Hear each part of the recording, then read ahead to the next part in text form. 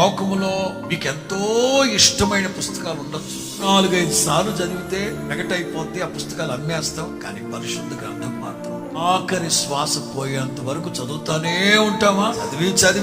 చదువుతా చదవాలనిపిస్తాం. ఎందుకంటే ఇది నిత్య జీవము. ఒక వ్యక్తి 100 సంవత్సరాలు బతకడం కోసం ఆరోగ్య సూత్రాలు పాటిస్తాం. 20 క్యాలరీస్, ఒక 40 కార్బోహైడ్రేట్స్ కోసం బంగాళదుంప తింటాను, 4 ముక్కలు చికెన్ తింటాను ప్రోటీన్ కోసం. ఎందుకు? అట్లా తింటే 100 years. యేసు ప్రభువు అంటాడు, పరలోకం నుండి దిగి వచ్చిన జీవాహారాన్ని, నా శరీరాన్ని తిని నా రక్తాన్ని పానం చేయడం, నిత్య జీవములో యుగాయుగములు బ్రతకాలంటే దీన్ని ఎంతగా తినాలి? తినాలంటే ఆకలి ఉండాలి, తినాలంటే మనస్సు ఉండాలి. ఈ బైబిల్ అంతా మన గుండెల్లో నిలవాలి.